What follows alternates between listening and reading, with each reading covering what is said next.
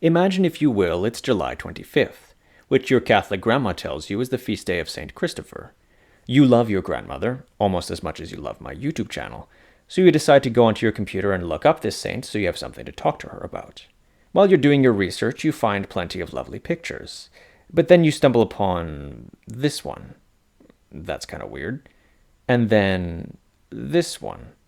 Okay, what the hell is this? A man with the head of a dog? What you're looking at is a cynocephalus, which is a Latinized Greek term meaning dog-headed, and Christopher here is not the only one. They were one of several fantastical and monstrous creatures inherited from antiquity, which medieval people believed inhabited the earth. Well, some medieval people anyway. And they were certainly amongst the most popular. They pop up in all sorts of literature, some more fanciful, some more serious, and some which straddles the line between the two. Today we're going to take a look at what medieval people thought of these dog-headed men, and answer the age-old question, do all dogs really go to heaven? Okay, that last bit was a joke. Well, only partially.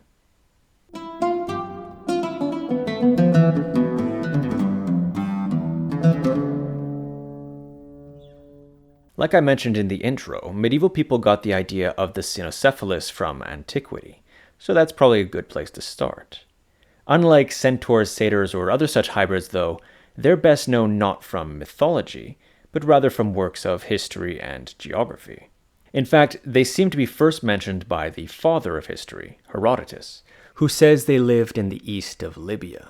Most accounts place them in India, however, which is to say anywhere east of the Indus River and south of China, including the account of the Greek Ctesias of Cnidos and the Romans Pliny the Elder and Solinus, who copied his description from Pliny. The cynocephali are also not usually alone in these accounts. Pliny, for example, mentions them as part of a chapter all about weird, monstrous humans, including the Blemmye, who had no heads, instead having faces in their chests, and the Ciopodes, who hop around on one massive foot and lie on their backs, using their foot as a parasol to shield them from the sun. These monstrous peoples are presented as weird-looking and unusual kinds of humans, who live in faraway places, or at least beyond the limits of the familiar. These works, intended and read as informative texts, made the cynocephali out to be real, and simply unusual and foreign. They could be wild. Pliny says they wore furs and ate meat, including human flesh, but even normal-looking humans could be wild. But the doggishness of cynocephaly often made it that their humanity was in question. And in fact, to many people, this seems to have been a more important question than whether or not they were real. Although Pliny notes that they wore clothing and elsewhere says that only humans wear clothes, he also says that they had no human speech and instead could only bark. Speech was seen as one of the defining features of humanity, so their lack of speech led many to see them as possibly more beast than men. Speaking of beasts, there's something I should probably mention to avoid any confusion. The term cynocephalus is also occasionally used in reference to a type of ape, which most people agree to be the baboon. In fact, the modern scientific name of the yellow baboon is Papio cynocephalus. Aristotle used it this way in his History of Animals, and Pliny, writing in Latin, actually uses this Greek term exclusively for baboons, explaining that they have muzzles and sharp teeth like dogs and are highly aggressive. The strange humans he instead refers to in Latin as men with the heads of dogs, genus hominum capitibus caninis. Now, baboons do definitely have a dog-like face, but it also seems like it was just common to name apes after human-animal hybrids, since Pliny and others also make reference to apes called sphinxes and satyrs, probably because apes looked almost like a cross between a human and an animal. Of course, it's also possible that the idea of dog-headed people came from descriptions of baboons, but that's hard to prove one way or the other. But regardless of which came first, by the time these ancient authors are writing, they clearly see them as different entities, and they all make it clear that the ape cynocephali are not human. In any case, Latin and vernacular texts do start to apply the Greek term cynocephalus to the dog-headed people fairly regularly by late antiquity and the early Middle Ages, though some still prefer just calling them people with the heads of dogs. This gets a little confusing in works like Isidore of Seville's Etymologies, which took a lot of its information from Pliny. Though, unlike Pliny, Isidore chooses to use the name cynocephali for both the people and baboons. Nonetheless, it's still quite clear that he's referring to two separate things here, just in how he describes them, and by the fact that one is in the book on humans, specifically in a section on monstrous humans alongside cyclops and giants, and the other is in a book on animals, specifically in the section on apes. But even if the cynocephali weren't baboons, were they really human? Most people seem to agree that they were at least partially so, but like I said, some thought they were more animal than human. Isidore of Seville himself, writing in 7th century Spain, describes them as being part of the universo genere humano, the universal descent of humanity, which, as a Christian, implies that they're descendants of Adam. But to him, their dog heads and barking nonetheless reveals that they're more beast than man. But what does it mean to be more beast than man, or vice versa? Well, to a medieval Christian readership, especially an intellectual one, the distinguishing factor was the soul. The most important attempt to tackle this question, which would have a strong influence throughout the Middle Ages, was by the late antique writer Augustine of Hippo. In his influential City of God, Augustine discussed, amongst many other things, strange-looking humans. He starts by discussing people with deformities, denying that such people were made by mistake, as if God were a simple mortal craftsman who could make errors. Instead, they're completely valid forms of humans. We just find them odd because we're unaccustomed to seeing them. We marvel and gawk at the rare, and take the common for granted. He then notes that it's perfectly possible for God to have created whole nations of people who appear monstrous to us, as many tales claim there are. As long as they have rational souls, they're just as human as the rest of us. But there it is, rational souls. Rationality is what separates the human from the animal. Or, more specifically, only the descendants of Adam can have rational souls, at least provided they're mortal, since angels also have rational souls. Also, emphasis on the can. Descent from Adam doesn't necessarily guarantee that one has a rational soul. Birth and nature were not one and the same in the medieval mind, where in some cases a human could give birth to an animal. But if a mortal creature has a rational soul, then it must also be human. But Augustine hesitates when he mentions cynocephali, since, again, he's caught up on their dog heads and their barking, which to him implies that they're more animal than human. The appearance of a monstrous creature, especially a part animal hybrid, was often seen as an indication of the degree of their humanity. This view is reflected 8 centuries later in Thomas of Cantiprés' On the Nature of Things, where he notes that the more they resemble men in shape of body, the closer they approach men in the sense of judgment in their hearts. A doggish head, the highest and most rational of a human's body parts, might have seemed a little too animalistic for some. But at the same time, dogs were thought to be the most nearly rational of the animals, with Augustine's mentor, Ambrose of Milan, analogizing their ability to discern things through their sense of smell to syllogistic reasoning.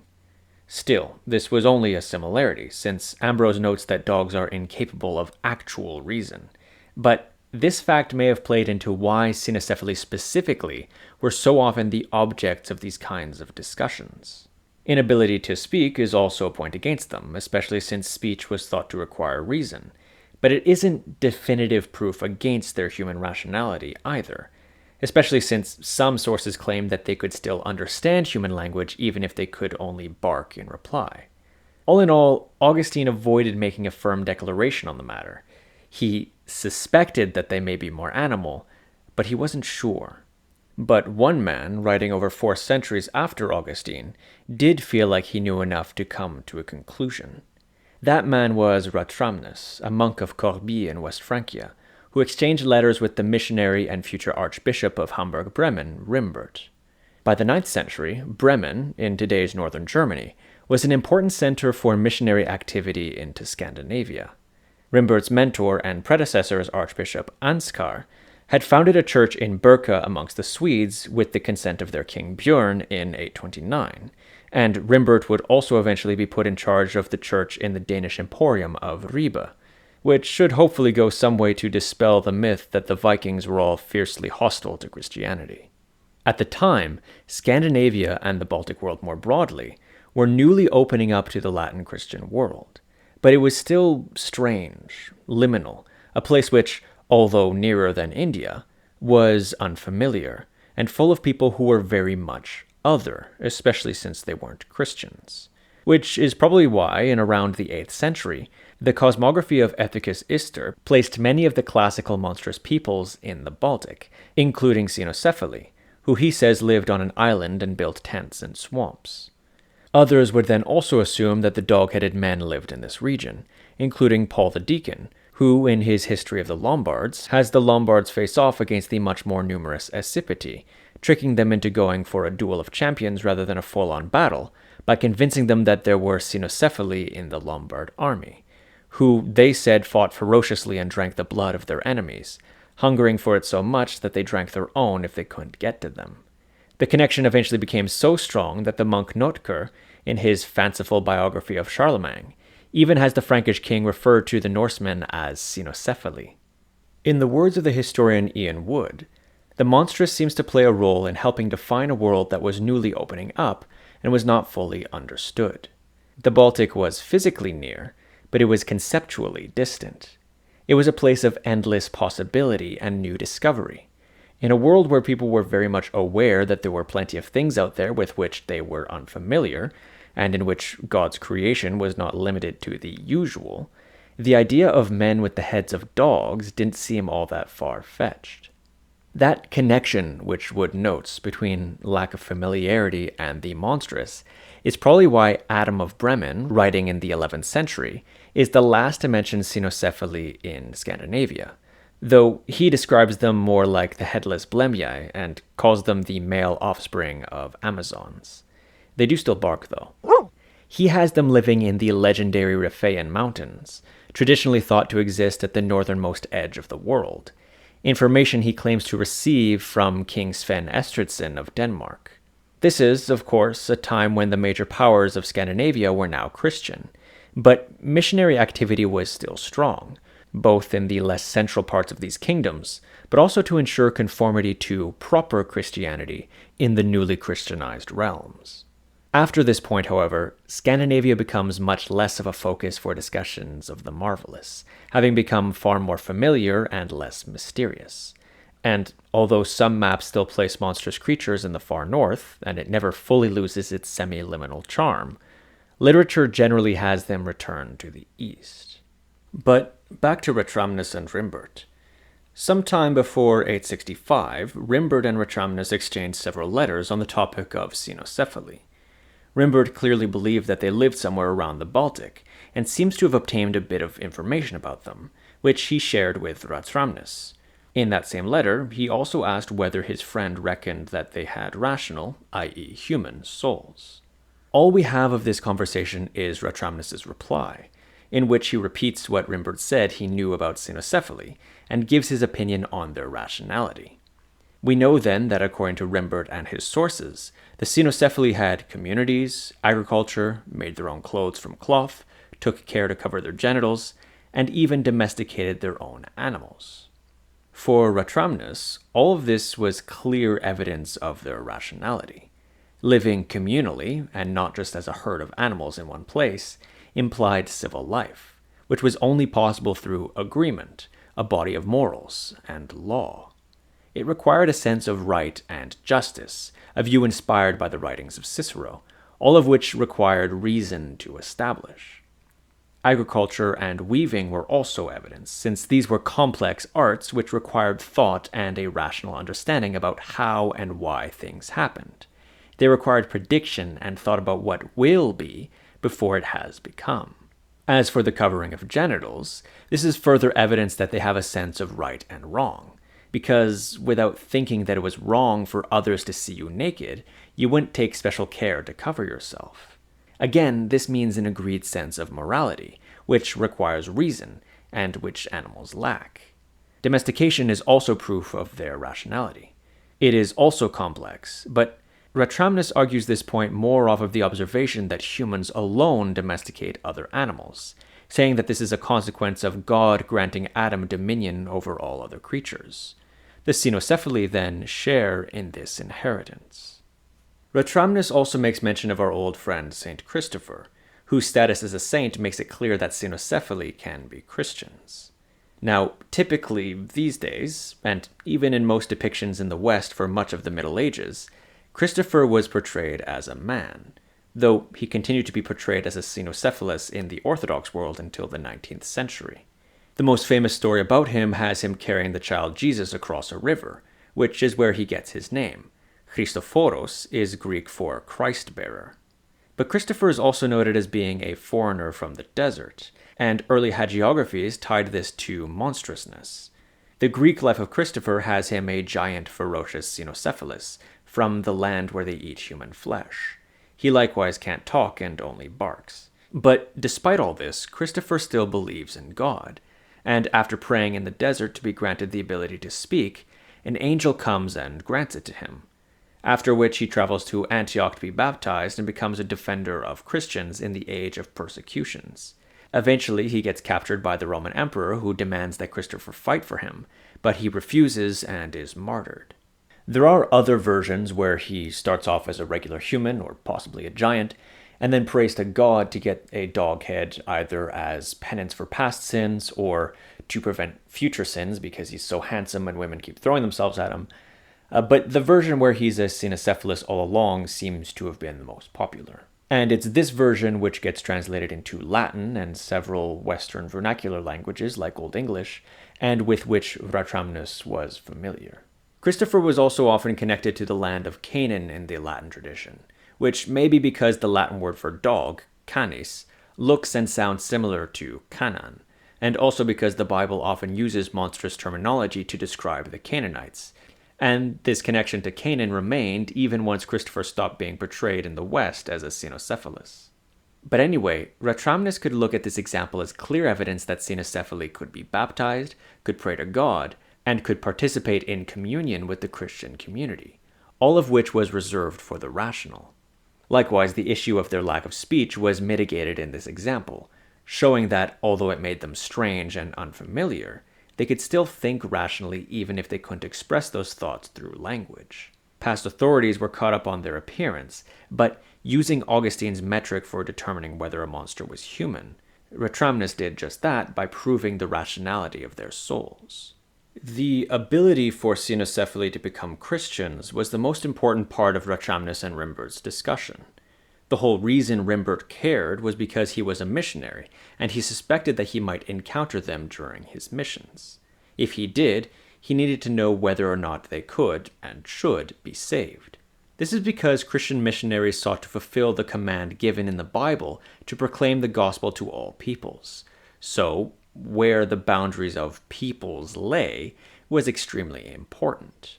And, like I said, a rational soul was a guarantee that one was a descendant of Adam, and therefore shared in the condition of humanity, needing to be saved, and could join into the Christian community. To Ratramnus, cynocephaly shared in Adam's sin, and could, and should, be saved. The inclusion of the cynocephaly amongst the peoples to be preached to was also sometimes seen in artistic depictions. For example, in this Armenian depiction of a cynocephalus amongst the crowd at the first Pentecost. They also show up, along with pygmies, giants, men with massive ears, and others, on the tympanum of the 12th century Vézelay Abbey in Burgundy, as symbols of the church's mission to extend all the way to even the most distant nations of the earth, while also emphasizing the otherness of those who have not yet accepted the Christian faith. But the strangeness of the cynocephaly also sometimes brought more fantastic elements, especially in narrative literature, where they might be encountered by the protagonists, like in one of the poems of the Welsh Black Book of Carmarthen, where King Arthur fights some of them. They also frequently appeared in legends about Alexander the Great's conquests of the East. A pseudonymous letter from Alexander to Aristotle even claims that they had the manes of horses, the tusks of boars, and they breathed fire. Such tales were influenced by earlier geographical works like Pliny's, and they in turn influenced other similar works like the Wonders of the East, an early medieval text that Greta Austin notes arranges various beings in a hierarchy from least to most human. Here, the description of the cynocephali mirrors the Alexander letter to a T, fiery breath and everything. So it should probably be no surprise that the author placed them rather low on the hierarchy. Another genre that made mention of cynocephaly was travel narratives. Especially after the Mongol conquests of the 13th century, there was a greater interest in going to the east, and the Mongols actually made that easier. One of the most famous of those narratives is the travels of Marco Polo, a Venetian merchant and explorer who traveled to the court of Kublai Khan in China in the late 13th century, spending over 2 decades away from home. In his book, written around 1300, he claimed that the cynocephali lived on an island in the Indies northwest of Java called Andaman. He says that they were wild, lived like beasts, had no king, and were exceedingly cruel. They ate fruits, milk, and rice, as well as meat, including that of humans. An even more famous text at the time, the Travels of John Mandeville, written several decades later, instead places them on an island called Nakumera. Although John also describes them as cannibals, as he does for several other monsters in his tale, including giants and centaurs, they differ from Polo's cynocephaly in other respects. They wear only loincloths, which Polo doesn't mention but may be implied in his description of them as living like beasts. But unlike with Polo, they do have a king. John says straight up that they have reason, making his position on their humanity immediately obvious, and also notes their devotion to a pagan religion. According to him, they worship an ox as a god and have many prayers, with the king saying 300 every day and several before each meal. The king also wears a red ruby around his neck as the symbol of his authority. Apparently, the great Khan covets this gemstone but hasn't been able to obtain it. Now, these islands, Andaman and Nakumera, are likely referring to the Andaman and Nicobar Islands in the eastern Indian Ocean. It's quite unlikely that either of these men actually went there, especially John Mandeville, who scholars pretty much all agree was more of an armchair geographer who probably didn't travel at all, and if he did, never went beyond Jerusalem. Instead, he relied on other works of geography and legend to build a fictional travel narrative. But even Marco Polo's account is well known for its fanciful marvels. And this is largely because Polo filled his work not only with what he actually saw, and indeed in some passages he can be quite analytical and precise, but also what was expected. You see, many people read these works precisely for the fabulous tales. Indeed, Mandeville notes that the reason he recorded so many of the marvels he supposedly saw was because people liked hearing about foreign wonders. So even Marco Polo, who did travel to the east, may have felt the need to add details which his readership expected. Some of this embellishment might also come from the work's co-author, Rustichello of Pisa, who was an author of Romance literature. The two of them wrote the text jointly when they were in prison together in Genoa. It was even originally composed in Old French, the language of medieval romance, as Le Divisament du Monde. But the marvels were so central to people's interests in the book that by the time it was translated into Latin, only a few years later, it was known as the Liber Millionis de Magnis Mirabilius Mundi, or the Book of a Million of the World's Greatest Wonders, often shortened to the Italian Il Milione.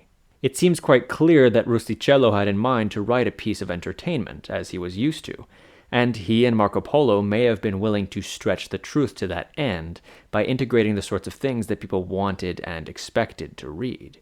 On the other hand, Polo may have genuinely believed some of the things he wrote about because of his own expectations. You may be familiar with one of the islands amongst the Andaman and Nicobars as North Sentinel Island. If you've heard this name, then you probably know that to this very day, the Sentinelese can be quite hostile to outsiders. If that was the case for the natives of these islands more broadly, even back in the 13th century, then Marco Polo may well have heard stories while in Java or elsewhere about their hostility to outsiders and their tradition of wearing very little clothing, mixed with local assumptions and lore about them. Assumptions which may have already been quite fantastical due to the mystery surrounding them as a result of their relative isolation. And due to his expectations of finding cynocephaly out in the east somewhere, he could have applied certain characteristics to them, assuming these were the most likely candidates to be the men spoken of by past authorities. As for Mandeville, he basically copies his passage from the account of Odoric of Pordenone, writing in the early 1300s. Odoric did genuinely go to the east, but he also seems to take some inspiration from Polo's account, likely hearing similar tales as Polo had and carrying on the dog-headedness as a result. Alternatively, they could have both gotten it from a mutual third source, whether a European one or possibly even an Asian one. Regardless, it was preconceived ideas about these places which led to Marco Polo's expectations in the first place, as well as his willingness to believe what he was told, or to fill in the blanks and expand upon it as seemed right to him based on those expectations. To quote the historian Keegan Brewer, with preconceived notions of the Orient as a land of marvels and monsters, based on the commonplace nature of this perception in various textual and pictorial genres, and in contemporary oral culture, explorers like Marco Polo aligned these preconceptions with their observations of the East. In other words, believing is seeing. Now, not everyone was so quick to apply their expectations to their experiences. William of Rubruck, a Franciscan friar from Flanders, traveled to the Mongol capital of Karakorum in 1254 and wrote extensively about his experience. He was a rather curious and observant man, and he asked lots of questions, which has made his work a rather reliable source and a favorite of modern historians. At one point in the text, William relates that he asked the Mongols about the monstrous men described by Isidore and Solinus, inquiring whether they knew where to find them. The Mongols, however, said that they'd never seen such men, which William then notes led him to wonder whether they were actually real. Another Franciscan, the Florentine John de Marignoli, had a similar experience in the 1330s when he traveled through India on his way back from a journey to China.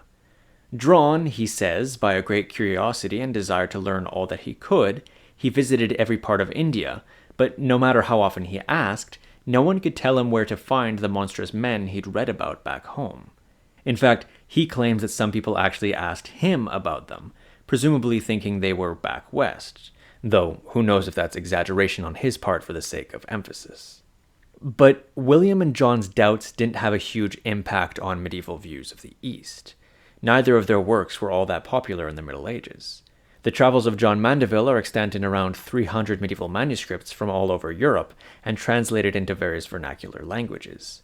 Compare that to William of Rubruck's work, only extant in 5, all of which are confined to England. Keegan Brewer sees this as evidence for the expectation and popularity of wonders in these sorts of travel narratives, whereas the straightforward and mundane had a much more limited readership and influence. Now, popularity of a work doesn't mean that everyone believed everything that was written in it, something Brewer points out several times in his book. Indeed, John Mandeville expected this and defended himself preemptively, saying he wouldn't omit details just because some people didn't believe anything they don't see with their own eyes. In fact, many medieval texts about foreign wonders often have these kinds of defensive passages, which shows the authors were aware that there would be doubters. And sometimes we can get really good glimpses into this when we have several recensions or editions of the same text. I talked about this in my video on Gerald of Wales and his book on the wonders of Ireland, which was also seen as a land of the other at the time. But this can also be seen in the work of another Franciscan who traveled east, John of Plano Carpini, who traveled to the Mongol courts of Batu Khan and Guyuk Khan in 1245, and writes about cynocephali, amongst other things, in his History of the Mongols. Incidentally, one of his companions on this voyage, Benedict of Poland, also wrote a travel narrative which likewise mentions cynocephali, saying they lived in the lands of the Rus, the Eastern Slavs, much of which was now under Mongol rule. What's interesting about Carpini's work, though, is that from the first to the second recension, the passages where he justifies his inclusion of Eastern marvels become even more defensive, justifying these aspects of his writings more firmly, and denouncing his haters for trying to ruin his reputation by calling him a liar. Brewer notes how this indicates a response to skeptical feedback by those who were more doubtful and critical about the marvelous elements of the work. That's why at the start of the video I specified that some medieval people believed in cynocephali. But it's also worth reiterating that this doesn't seem to have been the biggest concern for everyone who wrote or even read about them. For these narratives especially, it should be kept in mind that the line between fiction and non-fiction in medieval literature was not anywhere near as clear as it is today, And many people took both Polo's and Mandeville's texts as authoritative accounts of the East, while also consuming them as fanciful entertainment. The medieval world was also one where, as I've said, there was plenty of room for the unusual. There was a very distinct sense of the central, the familiar, and the peripheral, the distant, the unfamiliar. And for most intellectuals at least, they were willing to accept that there could be strange things out there which only seemed strange because they were unfamiliar. God had no limits on what he could create. So to say that the existence of dog-headed men was impossible was, at best, arrogant. All you could say was that you went where they were said to be and didn't find them. You had reason to believe that they didn't exist, not that they couldn't. Indeed, both William of Rubruck and John de Marignoli indicate that they believed in them, or at least were open to the possibility of their existence, until given good reason to think otherwise. John Mandeville wasn't the only one to criticize those who only believed in what they saw with their own eyes. Such a way of approaching the world was commonly seen as foolish. In the medieval worldview, there was so much beyond what you could see. One couldn't see the cause of the motion of the heavens, or the force which brought things down to the earth. One couldn't see atoms, the soul, thoughts, the force which brought magnets together. Nor could one typically see angels and demons, though these could manifest at times, nor the power by which the words spoken during Holy Communion transformed bread and wine into flesh and blood. And yet these were all real. So why couldn't men with the heads of dogs exist too? Now, again, some people doubted several of the things I just mentioned as well. We even read of people who doubted the existence of magnets before getting to see them work with their own eyes. But even so, for some intellectuals anyway, the more important discussion seems to have been not so much whether cynocephaly existed, as much as what the implications might be if they did exist. So whether as saints, the objects of conversion, of philosophical and theological contemplation, as a reflection of the dichotomy between the self and the other, as symbols of the diverse entirety of humanity, or simply as something fun to look at and read about, the dog-headed cynocephaly certainly occupied the minds of many in the Middle Ages, and would continue to do so even into the modern period, especially as exploration of new and unfamiliar lands became a larger and larger venture.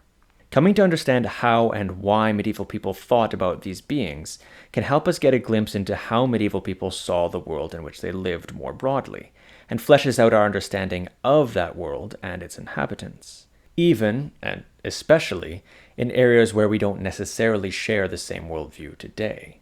And like the travels of Marco Polo and John Mandeville, I hope that you found this video both informative and entertaining. Make sure to let me know in the comments whether you think cynocephaly have rational souls. As always, I thank you all very much for watching, and I'll see you next time.